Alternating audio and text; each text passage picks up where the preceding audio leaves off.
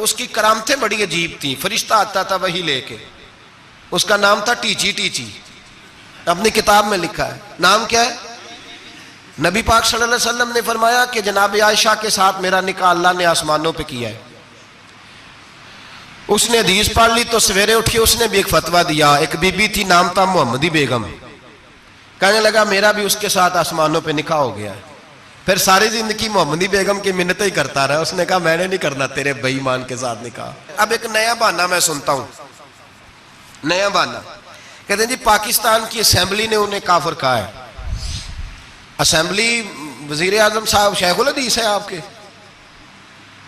Assembly میں جو لوگ بیٹھتے ہیں شیخ, ان کا کیا کفر اسلام سے, کیا وہ کسی کو کہیں گے بیچارے. سورۃ اخلاص تو ہمارے وزیر داخلہ اور وزیر خارجہ نہیں سنا سکتے. یہ حال ہے.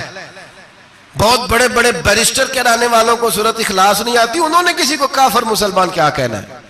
اسمبلی کا مسئلہ نہیں ہے. امت مسلمہ کے علماء, محدثین, محققین کا متفقہ فیصلہ ہے کہ مرزائی کل بھی کافر تھے, آج بھی قیامت تک کافر, اور بدترین کافر ہے, ہلکے پھلکے کافر بھی نہیں, سپرلیٹر ڈگری ہے, زبردست قسم کے کافر ہے, چھوٹے موٹے بھی نہیں, آخری درجے کے بدترین مشرک ہیں. ہم لوگوں کی اپنی موج ہے جمہوری, اور نہیں جی نہیں نرمی کرنی چاہیے, نہیں جی نہیں نرمی کرنی. ایک پارٹی والا دوسرے پہ سختی کر رہا ہے. مذہب کے معاملے میں سارے اس نے اخلاق کے قائل ہیں, سب اخلاق کے قائل ہیں. نرمی کرو ٹھیک ہے, سب کو کہو چلو ٹھیک ہے گلی برابر کی ہے, ووٹ برابر کے لے لو. وہاں کہتے ہیں نہ دیے تو لڑائی بھی ہوگی, ناراضگی بھی ہوگی, جھگڑا بھی ہوگا, یہ بھی ہوگا. دنیا داری کے معاملے میں سختی, اور دین کے معاملے میں ایسا نہ کرو. وہ بدترین مشرکین ہیں, انہوں نے ایسے ایسے ظلم کیے. وہ تو کہتے ہیں جو ہمارے پیچھے مرزا تو یہ کہتا تھا جو مجھے نہیں نہ مانتے وہ سارے شیطان کے پیروکار ہیں. تو سب کو شیطان کہہ رہا ہے, تو نرمی کر رہا ہے. اور پھر اس کے مرزائیوں کی مصیبت یہ ہے کہ وہ کہتے ہیں جی ہم قرآن کو بھی مانتے ہیں, ہم اسلام کو بھی مانتے ہیں, ہم نبی پاک صلی اللہ علیہ وسلم کو بھی مانتے ہیں, بس آخری نبی نہیں مانتے, ایک نیا نبی مانتے ہیں. اور پھر رنگ بڑا عجیب دیا, کہتے ہیں ذلی نبی ہے, بروزی. نوکھا فلسفہ سنیں آپ, حیران ہو جائیں گے. ذلی نبی کہتے ہیں میں مستقل نبی نہیں, میں نبی پاک کا سایہ بن کے آیا ہوں. یہ اس نے دعویٰ کیا ہے. کہتے ہیں میں مستقل نبی نہیں, میں حضور کا. اور بیوقوف, جس خدا نے اپنے رسول کا سایہ بنایا ہی نہیں کہ کسی کے قدم نہ آ جائیں. تیرے جیسے شخص کو سایہ بنانا تھا جس کی ایک آنکھ بھی کوئی نہیں, کانا ہے بیچارہ. مرزا کانا تھا, ایک آنکھ اس کی سلامت. اللہ کے نبیوں میں کوئی نقص ہوتا. ہمارے ہاں ایک دفعہ گفتگو ہو رہی تھی تو ایک مولانا کہنے لگے مرزا جھوٹا نبی ہے. استادوں نے روک دیا, کہنے لگے یہ لفظ بھی نہیں کہنا, جو نبی ہوتا ہے وہ جھوٹا نہیں ہوتا, اور جو جھوٹا ہوتا ہے وہ نبی. یہ لفظ بھی نہیں کہنے, اس کو جھوٹا نبی نہیں کہنا. کہا حضور پھر کیا کہیں؟ کہنے لگے چلو کانا شانا کہہ لیا کرو, اتنی گنجائش ہے, یہ تو لو دو چار جملے ہیں, جیسا بیچارہ ہے تھا ویسا چلو کہہ لو, کانا شانا کہہ لیا کرو, اس کی اجازت ہے. لیکن یہ لفظ کہنے کی اجازت منظم سازش کی اس شخص نے, منظم. اور یہ رکی نہیں. ہماری یونیورسٹیوں کے اندر بہت سارے لیکچرار بھرتی کیے جاتے ہیں جو قادیانی ہیں, مرزائی ہیں. اور آپ حیران ہوں گے یہ بات سن کے کہ یورپ کا ویزا سب سے آسانی سے اس بندے کو ملتا ہے جو کہتا ہے جی میں مرزائی ہو گیا ہوں, مجھے پاکستان میں خطرہ ہے. فٹافٹ بلا لیتے ہیں. تمہاری ان کے ساتھ کیا رشتہ داری ہے جو تمہیں فٹافٹ بلاتے ہیں؟ بتاؤ کیا تعلق ہے جو تمہیں سپورٹ کرتے ہیں؟ مرزا غلام احمد قادیانی نے دعویٰ کیا. پہلے وہ کہنے لگا جی میں محدث ہوں, میں حدیثوں کی تشریح کرتا ہوں. پھر کہنے لگا میں مجدد ہوں, دین کی تجدید کروں گا. پھر آہستہ آہستہ کہنے لگا جی میں امام مہدی بن کے آیا ہوں. لوگ کٹھے ہونے لگے نا, ہمارے لوگ تو دعا کرانے پہ قائل ہو جاتے ہیں, ویسے بھی جو نئی مداری لگائے اس کے بندے جلدی قائل ہو جاتے ہیں. علامہ اقبال نے پنجابی کا, میں خود پنجابی ہوں لیکن اقبال نے پنجابی کا مزاج بیان کیا ہے. پنجابی کا مزاج, اقبال کہتے ہیں پنجابی کا مزاج ہے کہ تحقیق کا پھندا کوئی سیاد لگا دے, یہ شاخ نشیمن سے اترتا ہے بہت جلد. کہتے ہیں کوئی مداری دکھائے صحیح, اس کا کام ہے فٹافٹ پہنچ جانا. یہ مداریوں کا زمانہ ہے. جو اچھی مداری لگا لے, شور شار اچھا کرے, اس کے گرد لوگ. جو کہے میں نے پھونک ماری تو بندہ چل پڑا, پھونک ماری تو گر گیا, پھر میں نے ایسے کیا تو ایسے ہو گیا. کوئی مداری دکھائے صحیح. مداری کا دور ہے. اس نے بھی مداری لگا لی, میں دعا کرتا ہوں تو فلانا صحیح ہو گیا, میں یہ کرتا ہوں تو کبھی محدث ہو گیا, کبھی وہ مجدد ہو گیا, پھر کہنے لگا میں امام مہدی ہوں. پھر اس نے تھوڑی ترقی کر لی تو کہنے لگا میں مسیح موعود ہوں, وہ جو حضرت عیسیٰ علیہ السلام نے دوبارہ پیدا ہونا تھا تو لہذا میں آ گیا ہوں, معاذ اللہ. پھر آہستہ آہستہ جب اس نے سمجھا نا کہ اب بندے تھوڑے پکے ہو گئے ہیں جو میرے ساتھ ہیں, پھر کہنے لگا نہیں میں ذلی نبی ہوں, بروزی, میں سایہ بن کے آیا ہوں. مرزا غلام محمد قادیانی پشت پناہی اس کو انگریز کی حاصل تھی. کسی شخصی جب حکومتیں سپورٹ کرتی ہیں پھر اس کا آگے بڑھنا بڑا آسان ہو جاتا ہے. اس کی انگریز نے مکمل پشت پناہی کی. اپنے بچوں کو سمجھائیں جو بات عرض کر رہا ہوں. ہمارے اپنے شہروں میں جو معروف سکول ہیں ان کے اندر ایسے ٹیچر بھرتی ہونے لگے ہیں جو قادیانی اور مرزئی ہیں, جو گندے نظریات کے حامل لوگ, جو طرح طرح کی. آپ کو نہیں پتا, ہمیں تو شوق ہی بڑا ہے نا, بچہ ایف ایس سی کرے صحیح, جائے جدھر مرضی, بی ایس سی کرے بس وہ.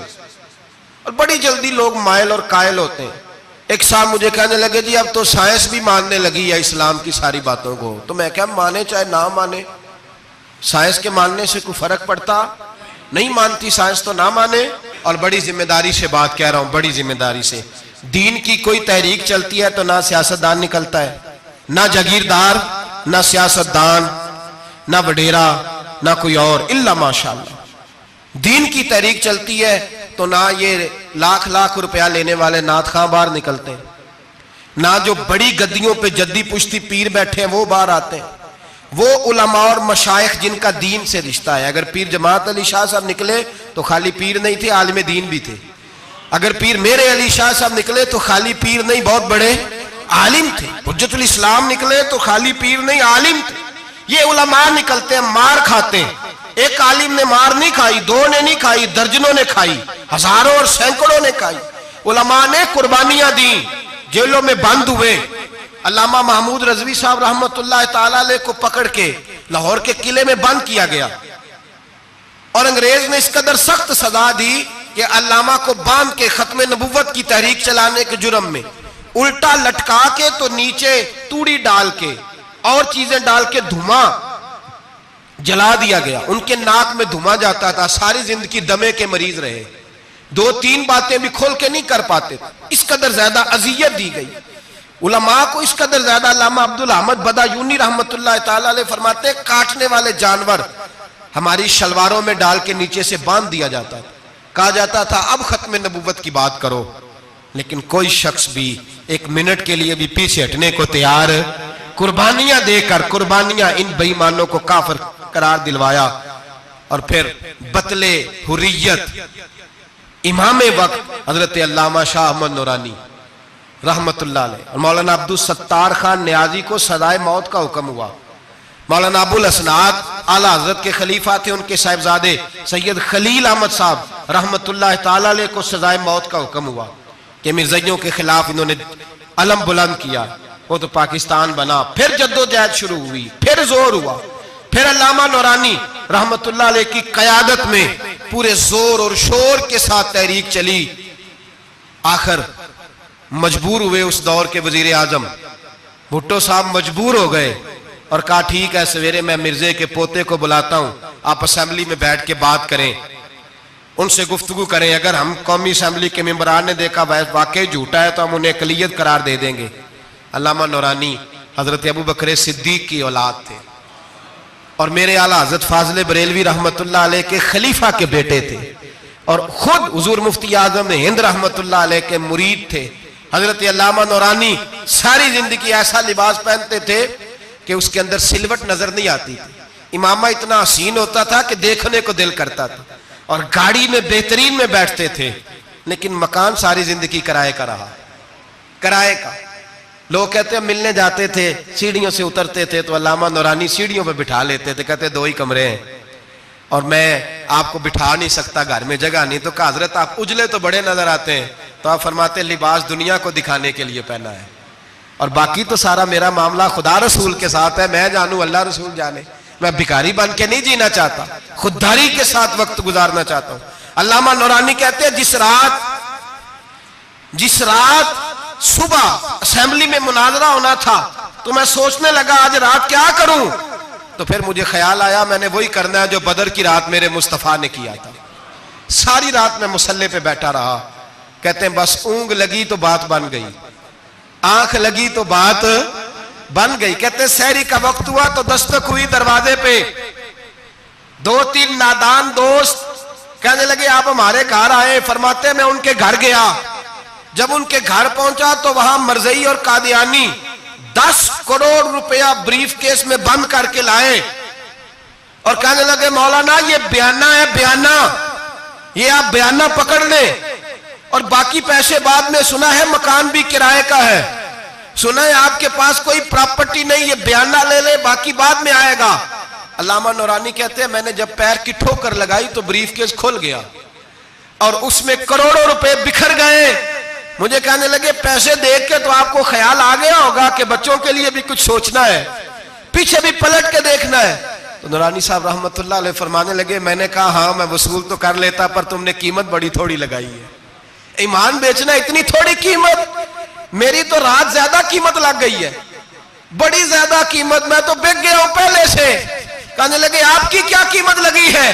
فرمانے لگے رات میں درود پڑھتے پڑھتے سویا ہوں تو مدینے والے رسول کا دیدار نصیب ہوا ہے اور نبی پاک نے تھپکی دے کے کہا فکر نہ کرنا میں تیرے ساتھ ہوں.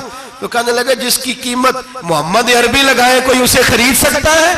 سویرے میدان لگے گا اسمبلی میں اور میں اسمبلی کے فلور پہ ثابت کروں گا تم کل بھی بے ایمان تھے, آج بھی بے ایمان ہو, قیامت تک تم بے ایمان ہی رہو گے. جتنا مرضی پڑھ جاؤ, لکھ جاؤ, جتنی مرضی بڑی عبادت گاہیں بنا لو, جتنا مرضی شور کر لو اور جتنے مرضی کینیڈا اور امریکہ تمہارا ساتھ دے لے, ہمارے رسول آخری نبی ہے, حضور آخری نبی ہے. یہ امت کا متفقہ عقیدہ ہے, اس میں کسی کو رکھنا ڈالنے کی اجازت. آپ فرماتے ہیں سویرے وہ آیا, بڑے زور سے آیا, کبھی انگریزی بولتا کبھی کوئی بولی بولتا, لیکن احمد رضا کے دروازے کا ایک فقیر ایک بات ہی کرتا, وہ رضا کے نیزے کی مار ہے کہ عدو کے سینے میں غار ہے, کسے چارہ جوئی کا وار ہے کہ جو وار وار سے پار. کہتے ایک اور مولوی صاحب بھی آئے میرے ساتھ مناظرہ کرنے, ان کی اپنی کتاب سے نکل آیا کہ نبی پاک کے بعد آخری کوئی اور نبی آ جائے تو فرق نہیں پڑتا. اپنی کتاب سے, ان کے دارالعلوم بانی, دارالعلوم بنانے والے کی کتاب سے نکل آیا. تو مولوی وہ مرزا کہنے لگا تم نے بھی تو لکھا ہے. ہم نے کہا یہ بھی بے ایمان ہے, اعلیٰ حضرت کہہ چکے ہیں یہ کافر ہے, یہ بھی تمہاری طرح کا ہی ہے ظالم, لہذا اس کی بات کا کوئی اعتبار نہیں ہے. کافر قرار دے دیا گیا. کفر تو ہو گیا, اقلیت تو ہو گئی, لیکن وہ آج تک اپنی حرکتوں سے باز. ہمارے بچوں کو پتہ ہی نہیں یہ کتنے غلط ہیں, ہمیں خبر ہی نہیں کہ یہ کتنے برے ہیں. بھائی ایک صاحب سے میری ایک دفعہ بات ہوئی, چودھری صاحب تھے, گفتگو ہوئی تو کہنے لگے جی ختم نبوت نہیں مانتے تو ختم ہو گیا مسئلہ, اللہ ناراض ہو جائے گا. ختم نبوت نہیں مانتے تو اللہ ناراض ہو جائے گا. میں نے کہا جناب کے کتنے بچے ہیں؟ کہنے لگے 4. زمین کتنی؟ 20 کلے. کتنے کتنے آئے بولیے؟ تو میں نے کہا ایک نیا بندہ آ کے کھڑا ہو جائے کہ میں بھی آپ کا بیٹا ہوں, تو آپ راضی ہیں؟ مثال دے رہا ہوں سمجھانے کے لیے, بلا مثال و بلا تشبیہ. آپ راضی ہو جائیں گے؟ بولے نہیں نہیں تو چپ کر کیا کھنا, چل کوئی نہیں 4 بھی بن رہے تھے 5 بھی بن لینے, ہو جائے گا ایسا؟ عجیب بندے ہو. جو کام جو تمہارا بیٹا نہیں, جب تم اسے بیٹا ماننے کو تیار نہیں تو جو اللہ کا نبی نہیں, وہ میدان میں کھڑا ہو کہ میں بھی ہوں میں بھی ہوں میں بھی ہوں, تو یہ کس طرح قابل قبول بات ہے؟ اور ایک بھائی سگے بھائی کو جائیداد دینے کو تیار نہیں تو ایک اور آ کے شامل ہو جائے کہ مجھے بھی شامل کر لو, چلو کوئی نہیں فرق پڑتا, اتنی زمین ہے ابے کی, اتنی زمین ہے ابا جی کی, مجھے بھی شامل کر لو, تو لوگ تو قتل کر دیں گے کہ جب تو ہے نہیں تو ہمارا بھائی بنتا کیوں ہے؟ او خدا کے بندے, عجیب فلسفہ حیات ہے, عجیب زندگی ہے, فٹافٹ لوگ مان لیتے ہیں. سب لوگوں نے اپنی اپنی باتیں کی, سب نے اپنے اپنے دلائل دیے ختم نبوت پہ. ضرورت ہی نہیں تھی, جب حضور کہہ گئے جو بن سکتے تھے ان کو نبی پاک کہہ گئے, جو بن سکتے تھے جن میں صلاحیتیں تھی. حضور نے فرمایا علی تو میرے لیے اسی طرح ہے جس طرح موسیٰ کے لیے ہارون تھے. لیکن موسیٰ کے بھائی ہارون بھی نبی تھے, پر میرے بعد کو نبی ہو سکتا تو ہو اسی طرح جس طرح موسیٰ کے لیے ہارون, جن کے اندر خوبیاں پائی جاتی تھی. فرمایا ابو بکر میری ساری امت سے افضل ہے پر نبی نہیں ہے. میرے رسول پاک نے فرمایا عمر فاروق میں وہ ساری خوبیاں پائی جاتی ہیں جو ایک نبی میں. لو کان نبی بعد لکان عمر ابن خطاب, اگر کوئی میرے بعد نبی ہوتا تو خطاب کا بیٹا عمر ہوتا. جو ہو سکتے تھے جب وہ نہیں ہوئے تو کانا شانہ اٹھ کے آ گیا ہے ادھر قادیان کا رہنے والا, اور تو کہتا ہے نہیں مجھے مان لو. چلو پورا نہ مانو, ذلی مان لو, بروزی مان لو, کوئی حیا ہونی چاہیے. بڑے بڑے سیانے بندے ان کو آج تک پتہ ہی نہیں کہ یہ ذلیل کتنے, ان کے اندر خباثت کتنی پائی جاتی ہے. میرے رسول پاک امت کے لوگوں نے اپنے اپنے دلائل دیے, نبی پاک کی امت نے اپنے اپنے. حضرت میاں محمد بخش صاحب رحمت اللہ علیہ ختم نبوت پہ بات کرنے لگے تو انہوں نے انوکھی بات ہی کر دی, انوکھی بات.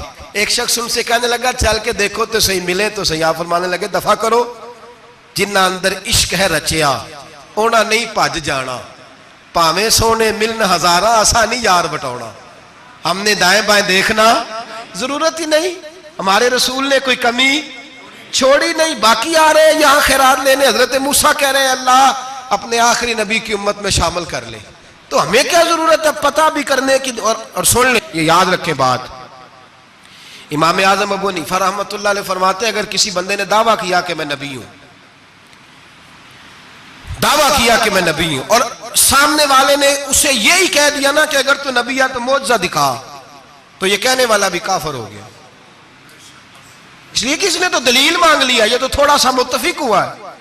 تماشا دیکھنے کے لیے بھی اگر کہا نا کہ اگر تو نبی ہے تو دلیل لا, کوئی معجزہ, تو یہ لفظ کہنے والا بھی بولیے دائرہ اسلام سے کیوں مانگی تو نے دلیل, کیا ضرورت پڑی تھی, کیوں تو نے ایسا کہا. اتنا متفقہ عقیدہ ہے کہ تو مانگ, تو یہ بھی نہیں کہہ سکتا کہ چل کچھ کر کے دکھا, یہ بھی تیرے لیے جائز ہے. صوفیاء کہتے ہیں تو نے سوچ کیسے لیا. طریقت کے اندر تو غیر کی مداخلت قابل قبول. اللہ نے توحید کا ہر جگہ خیال رکھا, رسالت کی وحدانیت کا ہر جگہ خیال رکھا. اللہ ایک, قرآن ایک, اسلام, نبی ایک, باپ, استاد, کوئی کسی قسم کی مداخلت کی ضرورت. کیسے لوگ مداخلت کر لیتے ہیں فٹافٹ. حضرت پیر سید مہر علی شاہ صاحب گولڑوی رحمت اللہ, حضرت خواجہ شمس العارفین سیالوی رحمت اللہ علیہ کے پاس پڑھا کرتے تھے, تدریس ہوتی تھی. خواجہ صاحب کو بٹھا کے درس تصوف, درس قرآن, درس حدیث دیتے تھے. یوں بیٹھے ہیں, گفتگو ہو رہی ہے, پڑھایا جا رہا ہے. ایک بڑے نورانی چہرے والے خوبصورت بزرگ اندر آئے, بڑی تازگی, بڑا پیار, بڑی مٹھاس ان کے آنے میں. جب وہ آئے تو حضرت شمس العارفین اٹھ کے ملے, ماتھا چوما, پیار ہوا, 2-3 منٹ گفتگو ہوئی. تو گفتگو میں بڑی نورانیت, بڑی خوبصورتی, بڑی رانائی, بڑی ٹھنڈک ملی دونوں بزرگوں کی ملاقات سے. چند لمحوں کے بعد, تھوڑی دیر گفتگو کے بعد وہ بزرگ اٹھے باہر نکل گئے. حضرت شمس العارفین مریدوں پہ نظر ڈالی, فرمانے لگے تمہیں پتہ ہے یہ کون تھا؟ شاگردوں جانتے ہو کون تھا؟ کہا حضور نہیں. فرمایا خضر علیہ السلام تھے, مجھ سے ملنے آتے اکثر, اور ابھی گلی میں ہوں گے, کسی نے ملنا ہے تو مل لو. دوڑ کے گئے سارے لوگ ملاقات کرنے, بھاگے گئے. پیر مہر علی شاہ صاحب بیٹھے ہیں. آپ نے فرمایا مہر علی تم نے نہیں ملنا؟ کہنے لگے حضور نہیں. فرمایا کیوں؟ کہنے لگے حضور میں اسے نہ ملوں جسے خضر بھی ملنے آتا ہے, اسے نہ ملوں جس سے وہ ملنے آتا ہے. میں نے کیا کرنا ہے ان سے مل کے, آپ سے ملوں گا جن سے حضرت خضر بھی ملنے آتی ہیں. جنہ تنام وچ عشق ہے رچیا اونا نہیں پج جانا, پانے پاویں سونے ملن ہزاراں, ایسا نہیں یار وٹونا, ضرورت ہی نہیں.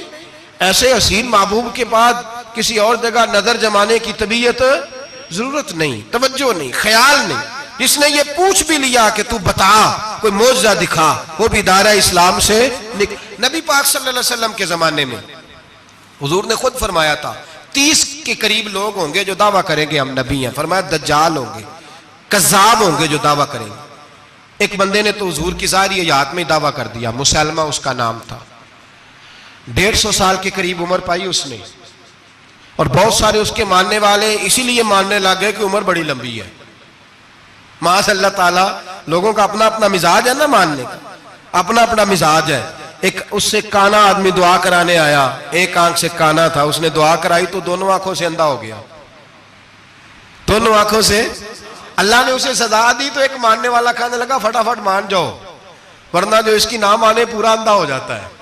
ماننے والوں کا اپنا انداز ہے نا. ایک لنگڑا آیا، ایک ٹانگ سے لنگڑا کے چلتا تھا، مسلمہ سے دعا کرانے آیا تو دوسری بھی ضائع ہو گئی. یہ اس کا حال تھا. پر ماننے والوں کا کیا کیا جائے؟ ماننے والے جس کو مرضی ماننے لگتے ہیں، نفسیاتی طور پر لوگ کمزور ہو جاتے ہیں. مسلمہ نے نبی پاک صلی اللہ علیہ وسلم کو خط لکھا، کہنے لگا حضور کے زمانہ مبارکہ میں، اور کچھ حدیثیں ایسی بھی ملتی ہیں جس سے یہ ثابت ہوتا ہے کہ اس کی حضور سے ملاقات بھی ہوئی، سامنے کچھ بول نہ سکا، جا کے خط لکھا. کہنے لگا کہ آپ میرے ساتھ معاہدہ کر لیں، جب تک آپ حیات ظاہری میں آپ نبی، اور جب آپ کا وصال ہو جائے تو میں نبی. یا یہ معاہدہ کر لیں کہ آدھے عرب کے آپ نبی اور آدھے کا میں نبی. معاذ اللہ. اس نے یہ خط لکھا. نبی پاک نے جواب لکھا، فرمایا میں تو اللہ کا رسول ہوں، تو کذاب ہے، تو کذاب ہے، جھوٹا ہے. لوگ ایک اور بھی، میں ایک دن آرٹیکل پڑھ رہا تھا، کہنے لگے جی مرزے کے اب بڑے ماننے والے ہیں، اس کو کذاب نہیں کہنا چاہیے، ان کو دکھ ہوتا ہے. جو جھوٹ بولے اسے جھوٹا نہیں کہنا چاہیے. تو تھی بول دے کیوں نہیں؟ تو اڈا کی پروگرام ہے، کہنا چاہیے کہ نہیں کہنا چاہیے؟ یہ ثواب ہوگا. اس لیے کہ جو نبوت کا دوچا دعویٰ کرے اس کو نبی پاک نے جھوٹا کہا ہے. حضور نے فرمایا تو کذاب ہے. کیا کہا ہے؟ تو آنو ثواب ہوئے گا آنکھوں گے تھے. کیا کہا ہے؟ کذاب. تو اس کو کذاب کہنا نبی پاک کی تیا کی ہے نا. پھر انجیو دے منن والے تکلیف ہوندی تے میں کہا پئی ہوے، وہ کذاب ہے، لہذا ہمیشہ کذاب ہی رہے گا. جب حضور نے کہا ہے جو دعویٰ کرے نبوت کا وہ کیا ہے، تو لہذا کذاب ہی رہے گا. حضور نے لکھا کذاب. جب نبی پاک نے کذاب لکھا نا خط میں، کون لے کے جائے گا؟ اب اس کے دربار میں جانا ہے، حالات بڑے خطرناک ہیں، اس کے گرد بندے بھی ہیں، اور اس کے گھر جانا ہے، مشکل مرحلہ ہے. ایک صحابی تھے چھابڑی فروش، سر کے اوپر رکھ کے نا ٹوکرا، تو مدینے کی گلیوں میں کھجوریں بیچتے تھے. 11-12 بچوں کے باپ تھے. کون جائے گا؟ اور جسمانی طور پہ بھی کمزور تھے. فٹافٹ اٹھے، کھجور کھا رہے تھے، ہاتھ کھڑا کر کے کہا حضور کسی اور کی ڈیوٹی نہ لگانا، میں جاؤں گا.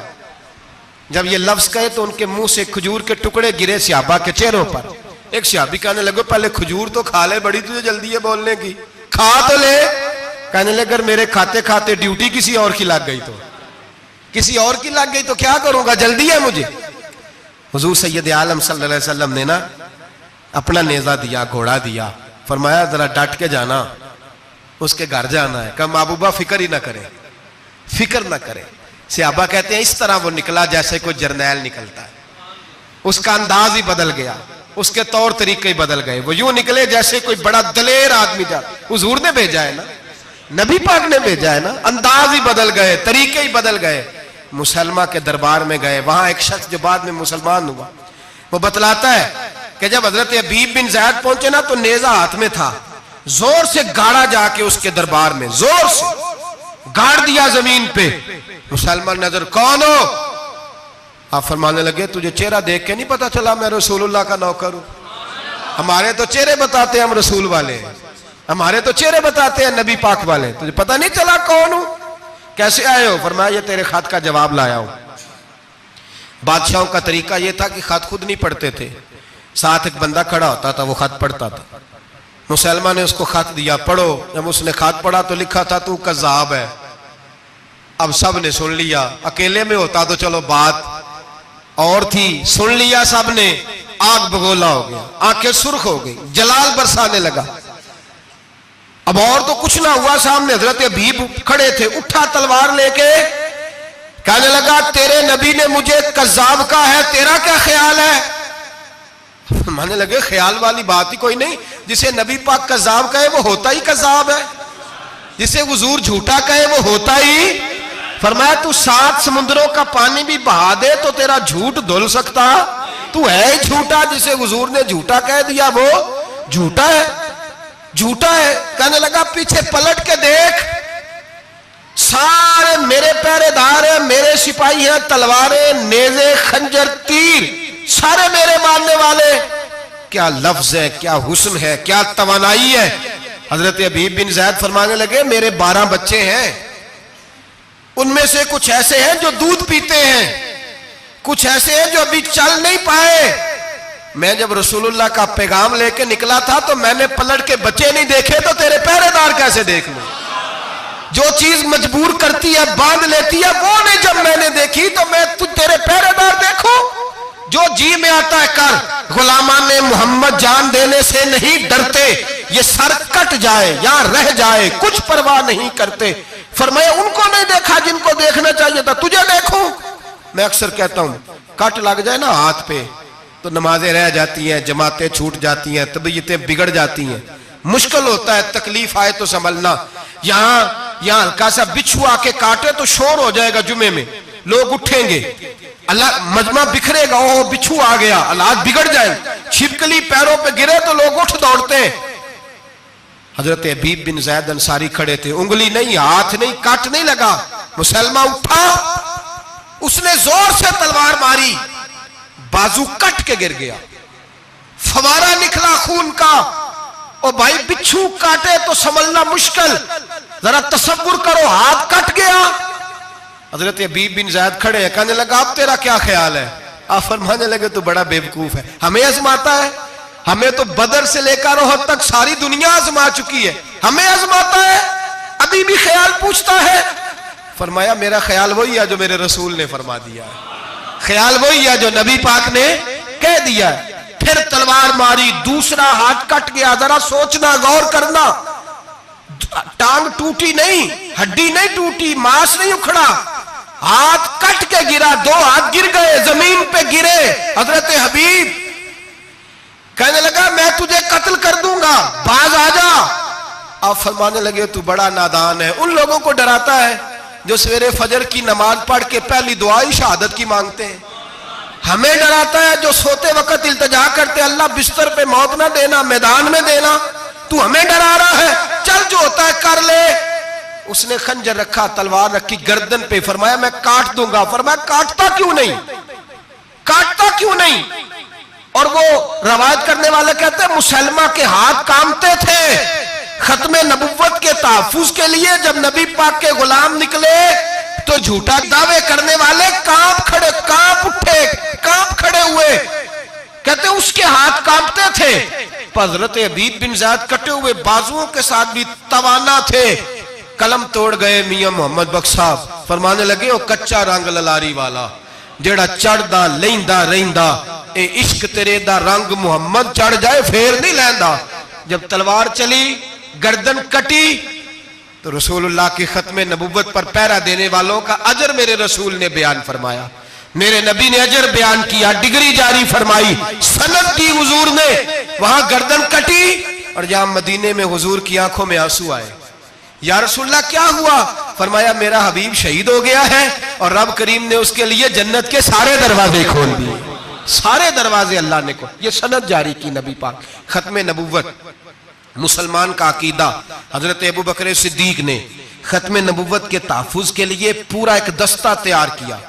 ابو جال کے بیٹے جناب سیدنا اکرمہ رضی اللہ تعالیٰ عنہ، ان کی سربراہی میں جناب سیدنا ابو بکر صدیق رضی اللہ تعالیٰ عنہ نے لشکر تیار کیا. وہ لشکر گیا، اس لشکر میں حضرت وحشی بھی تھے جنہوں نے حضرت امیر حمزہ کو میدان احد میں شہید کیا تھا. فرماتے ہیں میں دعا کرتا تھا اے اللہ بہترین مسلمان میرے ہاتھوں شہید ہوا ہے، اب میرے ہاتھوں کوئی بدترین کافر قتل کرا تاکہ میرا کفارہ ہو جائے. فرماتے ہیں جب میں گیا، جب میں نکلا میدان میں پہنچا تو مسلمہ میرے سامنے آ گیا، جھوٹی نبوت کا دعویٰ کرنے والا. کہتے ہیں جب سامنے آیا تو میں نے اس کو مارا، تیر وہ گرا، اور جب گرا تو میں نے رکھا پھر اس کی گردن پہ پیر. میں نے کہا میرے رسول تو میدان بدر میں دعا کرے تو 5000 فرشتے آتے ہیں، تو ذرا پلٹ کے دیکھ بے ایمان تیرا حال کیا ہے. فرماتے ہیں میرے قدموں کے نیچے. میں نے کہا تو میرے نبی سے مقابلہ کرنے چلا تھا؟ میں رسول اللہ کا ادنا غلام ہوں، نہ بدری ہوں، نہ اشرا مبشرہ میں سے ہوں، نہ میں خلفائے راشدین میں سے ہوں، پر ہوں رسول کا غلام، الصحابی کن نجوم میں شامل ہوں. فرماتے میں نے گردن کاٹی اور اللہ نے مجھے موقع دیا. حضرت امیر حمزہ اگر میرے ہاتھوں شہید ہوئے تھے تو نبی پاک کا بدترین دشمن بھی میرے ہاتھوں قتل ہوا. ختم نبوت کا تحفظ ہر دور میں ہر جگہ صحابہ کرتے رہے. ہم بچوں کو کچھ نہیں سکھا پا رہے. ہمارے بچے لا بلد ہیں دینی تعلیمات سے. ہم یہ شعور دے کے بھیجتے ہی نہیں کہ بیٹا جو اس طرح کی ذرا بھی بات کرے اس کا ذکر کرنا بتانا. قادیانی، مرزائی، کسی جگہ یہ اپنے آپ کو احمدی کہتے ہیں، کسی جگہ کوئی اور روپ دھارتے ہیں. ایک ان کا گروپ اب لاہوری کہلاتا ہے. وہ کہتا ہے جی ہم اسے سارا کچھ مانتے ہیں پر نبی نہیں مانتے. ہم نے کہا تم بھی تو بے ایمان ہو نا، کافر کو تو مان رہے ہو نا. چاہے مجدد بھی مانو، مفسر بھی مانو، مان تو ایک بے ایمان کو رہے ہو نا.